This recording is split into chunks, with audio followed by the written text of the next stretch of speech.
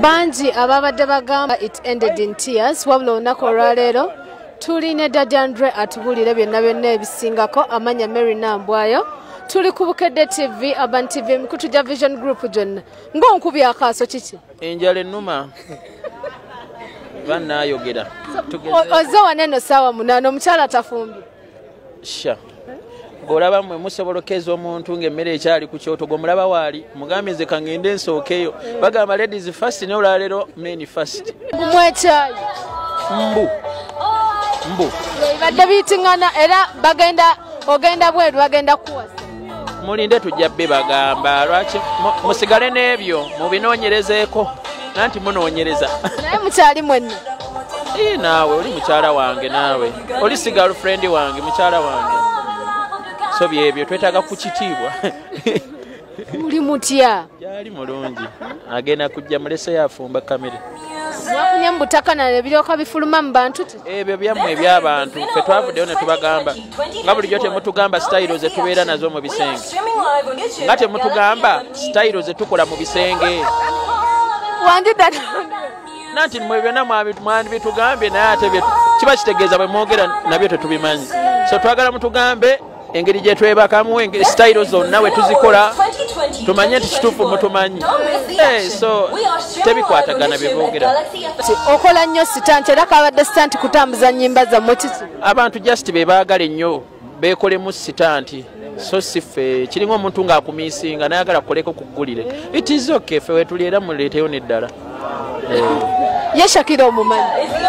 muyimbi mumanyi naye ndi mufumbo Shakira naye mufumbo muyimbi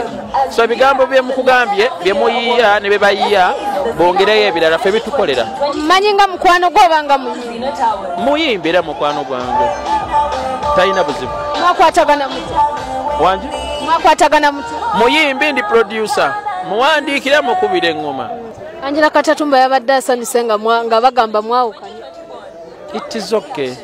kuba naye muntu fani okitegeera Angela Katatumba omuyisa fani no of course omuntu oba ogoberera ebintu by'abantu either mu bubi oba mu bulungi obeera fani omwogerako nanti nze kyombuza kyenkuzeemu siina kyenjogera kuba siina kye nali mwogeddeko wala kye nali mwogeddeko kuva dda muweerezeyo akagambo siina kye muwa sinali simuwaddeeyo akagambo konna abantu be mwali mweyagala banaye nali nkyogeddeko yogera amazima nali nkyogeddeko Daddy Andre oyagala kwegaana Angela Katatumba yogera mu kamera nti nali nkyogedde onzijukize ddi sokoleke fe yatugamba mwali mweyagala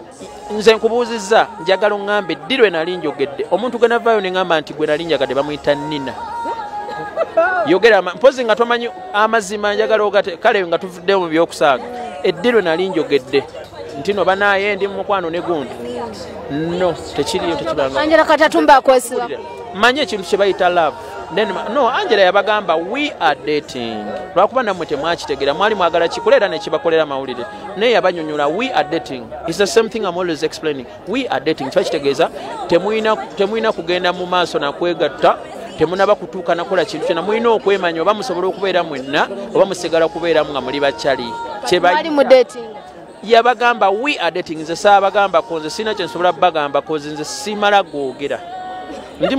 nkutidde nze ndi musajja musaamya tuli basajja ate ndimu omusaayi omukiga okitegeera kati tumanye ekitiibwa kyeki tetumala gwogera okitegeera kozi woyogeramu nekiyinza okozesa ensobi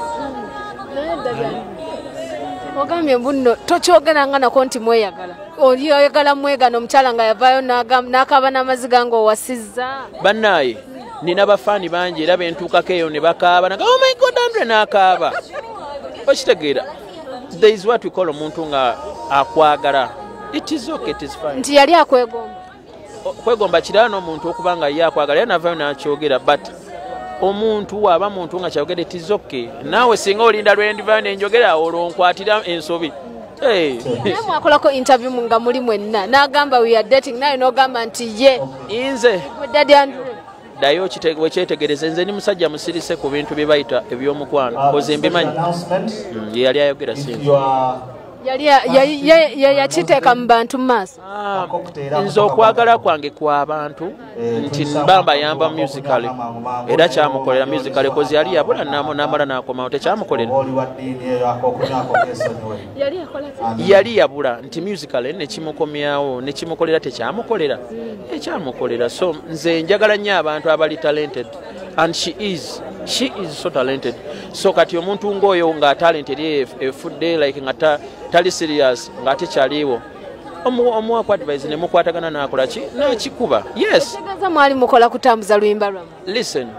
nze ndi producer ndi writer ndi okuyamba abantu abali talented. Nawe obanga oli talented nga nkuyamba ng'okikuba gwamanyi, oba abantu balowooza biki gwamanyi naye ng'omanyi amazima gy'oli nange manyi amazima. Bino bwe bakusibako ebyabakazi gwe obyogerako ki nti owaayi Daddy Andrew abuuseno n'abuuseno? Nze njagala nnyo abakazi koza abakazi twatondebwa obbaagala ate omukazi alina okwagalwa. Gwe atayagala mukazi nkutidde ng'oli eyo nga toyagala mukazi oba olina omutima omubi. Abakazi tulina obbaagala. Oyagala abakazi ng'olina n'omukyala? Waliyo kye bayita omukyala, omanyi kye bayita to love then you marry. Kyawukana ne to show love. Nze njagala nnyo abakyala nti sibola kera ku makyala nga nsa abakyala sibaagala ngamba nina omutima njagala abantu. Kati abakyala benina osookebwako okwagala kozi bantu bamaama baffe bamanye bakazadde b'eggwanga kati ate nferi nga sibaagala ngamba nina omutima omubi. Bwama mu studio yo oyinamu ekitanda? Nze ku ssente zange ebyuma byange ekitanda kyange nga lwaki sikolamu byenjagala ebyo byadda naawe kati ng'ojja ontegeerera mbuno ku kitanda kyange siteekako byenjagala buli wamu ne studio erina mu mmotoka kati nayo mu kibuuzo bakibi. It's obvious. You know there are things that you must do. Kati oyagala mbikole mu bukadde.